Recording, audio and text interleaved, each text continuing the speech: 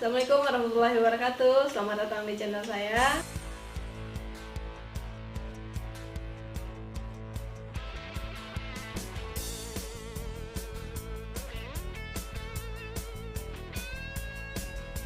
Kita terbang solo, maksudnya itu dimana kita belajar. Misalnya targetnya masing-masing sekolah penerbangan itu beda-beda. Ada targetnya 10 jam, setelah 10 jam dia harus bisa terbang solo, atau ada yang targetnya 12, 13, atau bahkan 20 jam terbang. Maksimum mereka harus bisa terbang solo, kayak gitu. Terbang solo itu terbang sendiri? Terbang sendiri.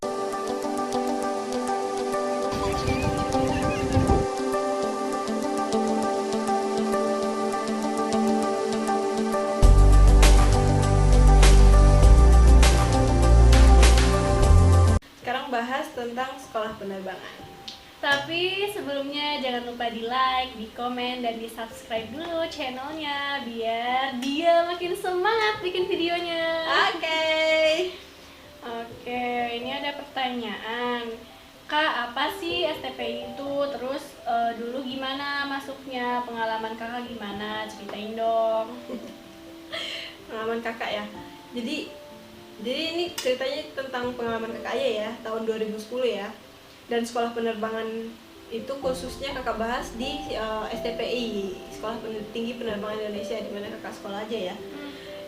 Jadi di video sebelumnya kakak udah jelasin kalau STPI itu sekarang ganti nama dengan Politeknik Penerbangan Indonesia. Jurusannya apa, Kak? Jadi waktu kakak masuk sekolah penerbangan di STPI yang namanya sekarang TPI itu, kakak ambil jurusan penerbang, khususnya penerbang sayap tetap. Emang ada apa aja? Jadi di penerbang itu waktu di tahun kakak cuma ada dua, penerbang sayap tetap sama penerbang sayap tetap. Oh, jadi ada dua ya, sayap tetap sama sayap tetap. Nah, kakak pilih sayap tetap. Kalau sayap tetap itu kakak sekolahnya itu mulai tahapnya dari ground school, solo flight, PPL, CPL di fixed wing. Sedangkan kalau misalnya di rotary itu ground schoolnya sama, solonya sama di pesawat fixed wing, di pesawat fixed wing sama sampai PPL kalau rotary. Karena habis PPL mereka akan dipindahkan ke rotary. Oh, jadi programnya beda ya, cuma sama sampai CPL doang, PPL. Jadi mereka CPL-nya di rotary. Oh gitu. Oke. Kita masuk sekolah nih, sekolah mau pilot, jurusan penerbang. Itu sebelum kita langsung terbang ke lapangan ada namanya ground school.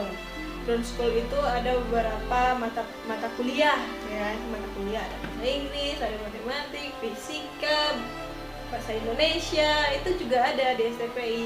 Kita ngelewatin ground school itu selama setahun. Setelah itu kita terbang solo, maksudnya itu dimana kita belajar.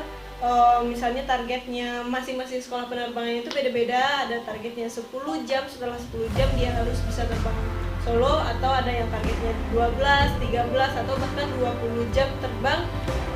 Maksimum mereka harus bisa terbang solo gitu. Terbang solo itu terbang sendiri? Terbang sendiri, jadi sama instruktur nih di guidance beberapa jam, misalnya 10 jam ya, terbang terus sirkuit atau terbang area sampai mereka bisa terbang sendiri. Baru nanti misalnya di jam berapa mereka mampu terbang, mereka terbang sendiri. Itu tahap pertama. Tahap pertama setelah ground school.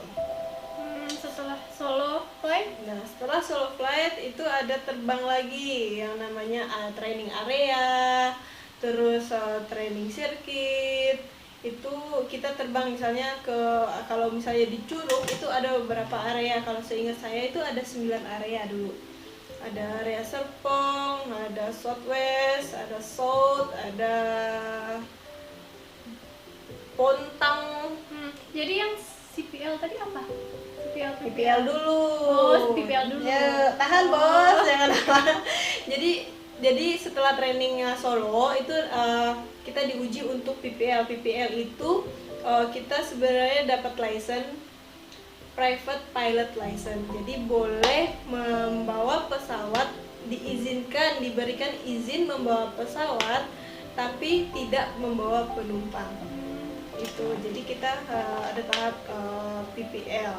Nah, setelah PPL itu di beberapa jam kalau kita lulus, baru kita lanjut ke tahapan selanjutnya, CPL. Untuk mendapatkan CPL ini ada beberapa training lagi. Nah, untuk rotary itu kita trainingnya bareng tuh sampai PPL, sampai kita sama-sama dapat pilot license, private pilot license. Setelah itu mereka dipisah, mereka terbangnya lebih fokus ke helikopter. Oh gitu. Itu kan tadi jurusan penerbang. Terus ada jurusan apa lagi? Nah, Di STPI? waktu di 2010 itu, waktu kakak daftar, karena setahu kakak tuh tahun berikutnya ada beberapa jurusan yang tidak menerima taruna baru, si pencatar baru gitu. Kalau di tahun 2010 itu ada 4 jurusan. Jurusan penerbang, jurusan teknik penerbangan, jurusan keselamatan penerbangan, dan jurusan manajemen penerbangan. Jadi semua emang berkaitan dengan penerbangan. Jadi kontribusinya taruna-taruna itu setelah lulus ya lebih banyak ke penerbangan gitu. Ada yang sekolah, ada yang kerjanya sebagai pilot, ada yang kerjanya sebagai lalu lintas udara, ada yang ATC itu maksudnya, ada yang kerjanya di navigasi, ada yang kerjanya di bandara, di otoritas kayak gitu. Jadi lebih ke fokus ke penerbangan. Oh gitu. Terus waktu itu persiapan masuknya apa aja? Syarat-syarat gitu? Oke. Nih, ini ceritanya ya. Waktu itu kakak tuh nggak tahu mau masuk Curug itu gimana. Jadi setahu kakak tuh bukan sekolah pilot, sekolah apa tuh? Apa? Polisi udara. Kenapa polisi? Jadi polisi udara, jadi nggak tahu. Jadi dulu tuh nggak tahu sekolah pilot itu di mana, bagaimana. Yang cuma sekolah pendidikan doang taunya. Jadi ya udah setelah daftar terus ada D2, D3. Jadi kalau penerbang itu kan cuma 2 tahun, jadi cuma D2. Nah kalau keselamatan penerbangan itu ATC itu D3. Nah kalau untuk teknisi ke D3 ada yang di jadi tadi apa tadi pertanyaannya? Syarat masuknya Syarat gimana? masuknya bukan syarat ya, Bukan, bukan iya, bukan. maksudnya ke persiapan awal sebelum masuk itu yang pasti persiapannya kakak dulu persiapannya sih nilai SMA itu pas di tahun 2010. Ini ingat ya teman-teman, jadi tiap tahun itu beda-beda. Tiap tahun ada yang standarnya dinaikkan, ada yang standarnya pasti dinaikkan terus gitu. nggak ada yang diturunin.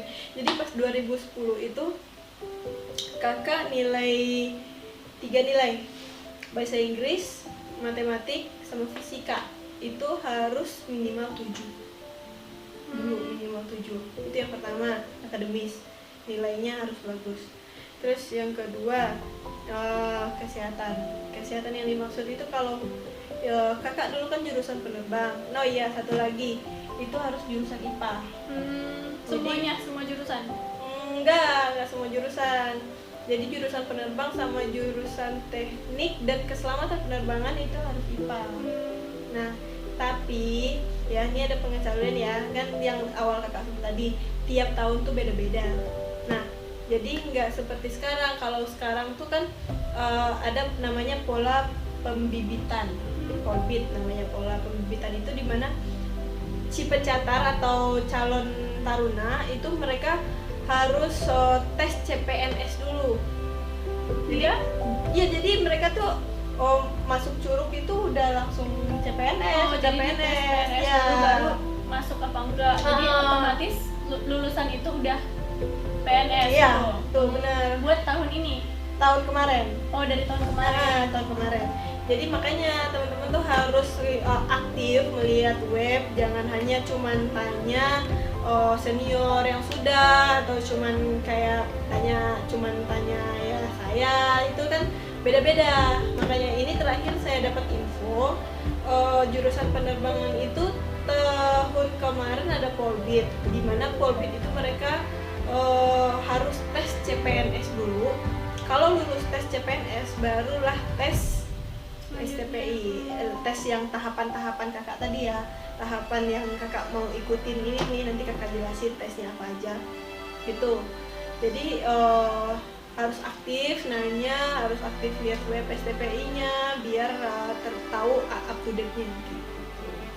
Nah, tadi kakak udah bahas persiapannya ya, nilai, kesehatan itu di mana mata itu nggak boleh buta warna, nggak boleh pakai kacamata untuk sekolah di STPI. Ya, untuk sekolah di sana di STPI dulu tahun 2010 minimal itu taruni penerbang itu tingginya 193 Dulu ya. dulu. Sekarang terakhir yang kakak terima itu tingginya minimal yang taruni atau perempuan itu 105. Oh, yang cowok. Kalau yang cowok atau taruna itu di tahun kakak 105. Nah, yang di tahun kemarin itu terakhir 170 atau 167 gitu. Pokoknya tiap tahun tuh pasti beda.